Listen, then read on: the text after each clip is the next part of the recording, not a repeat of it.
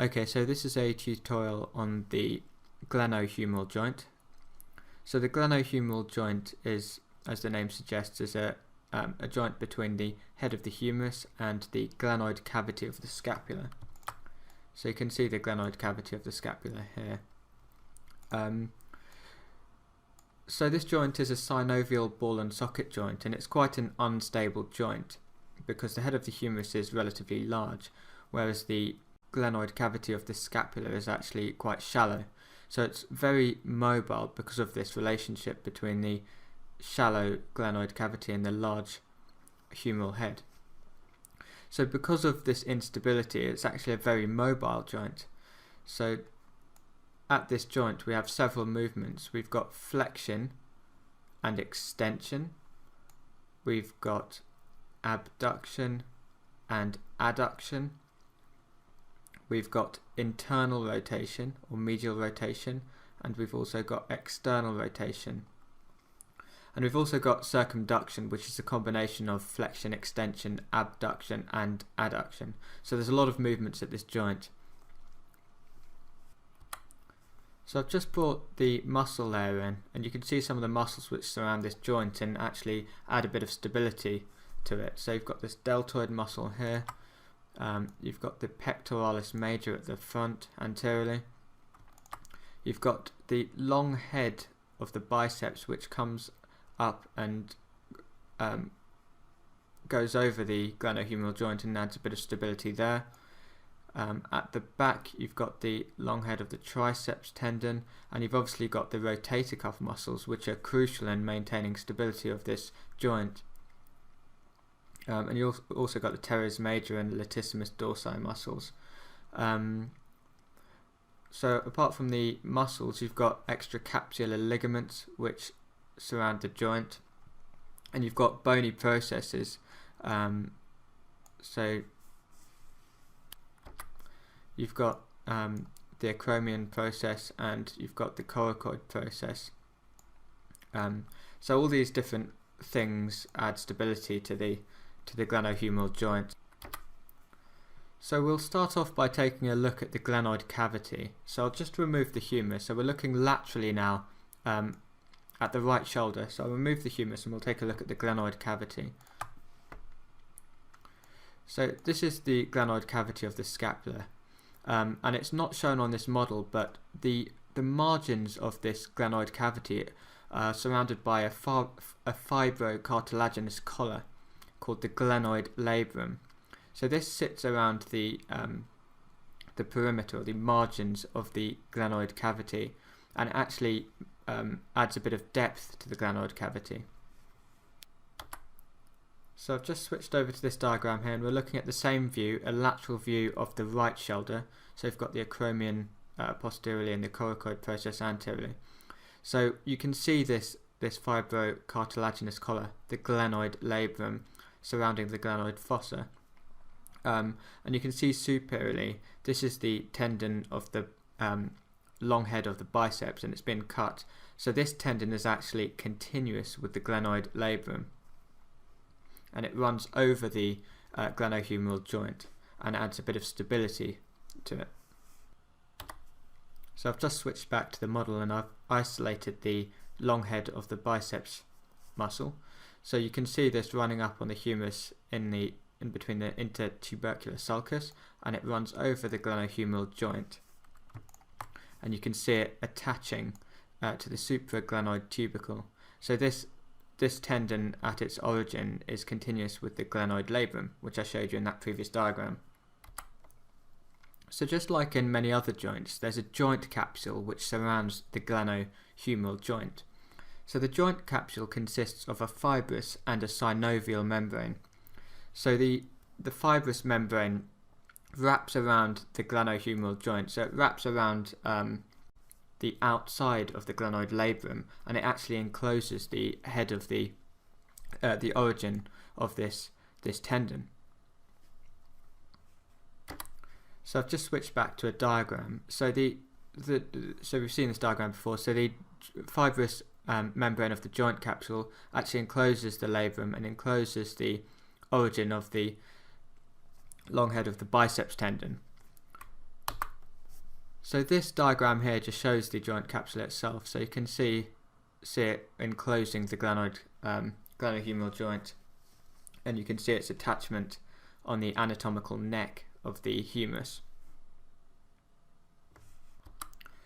So lining the fibrous membrane, you've got the synovial membrane, and it's important to just mention the synovial membrane because the synovial membrane at various points actually protrudes through the fibrous membrane, and it forms bursae, which are sort of cushions of fluid lined by synovial membrane, which sort of act to reduce friction and to cushion the joint.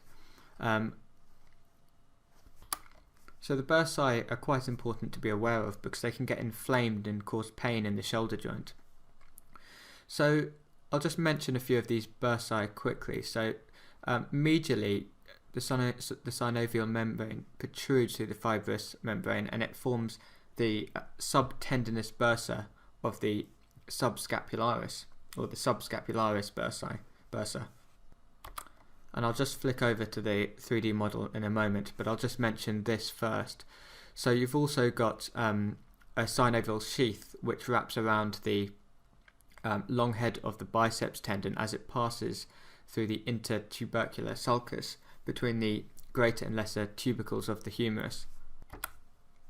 So you can see this synovial sheath here. So this just reduces friction of this tendon. So we'll just take a look at a couple of those bursae that I mentioned.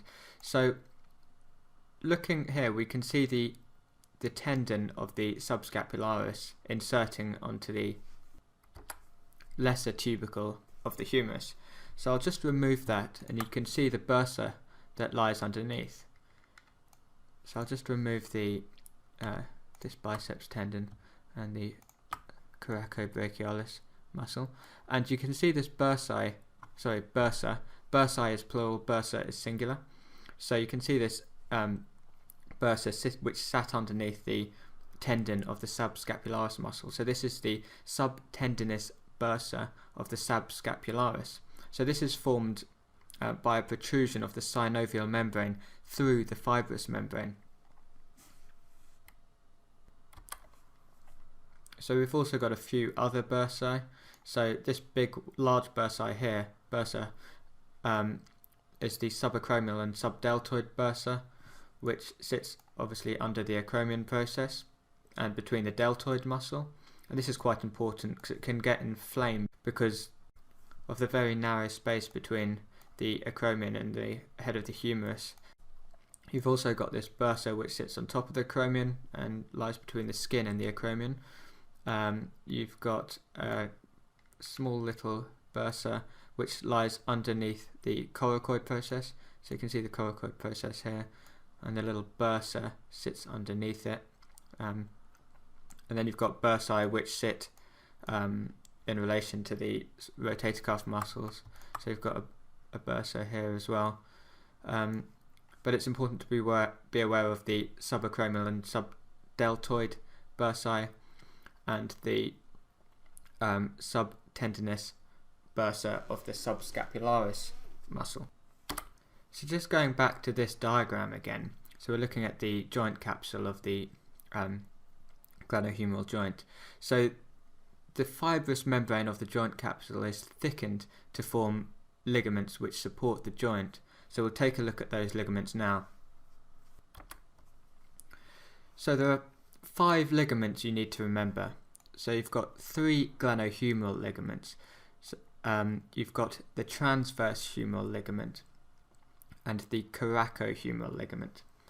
So the glenohumeral ligaments can be seen here, but they're not really shown that clearly. They're not shown as distinct ligaments, but you've got a superior, middle and inferior glenohumeral ligament, and these attach onto the lesser tubercle, and they originate on the margin of the glenoid cavity. So you've got a superior, middle and inferior glenohumeral ligament.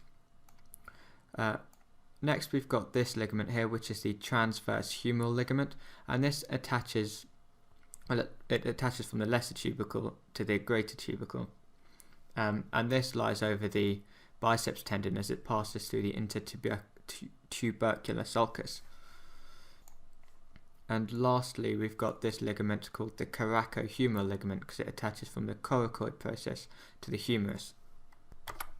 Okay, so that's the shoulder joint. So just remember the articulating surfaces. It's a joint, synovial ball and socket joint between the head of the humerus and the glenoid cavity of the scapula.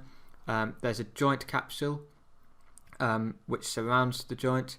The synovial membrane protrudes through the fibrous membrane to form bursae and to wrap around the biceps tendon, long head of the biceps tendon. And you've got 5 ligaments. You've got the coracohumeral ligament, the transverse humeral ligament, and the 3 glenohumeral ligaments, superior, middle, and inferior.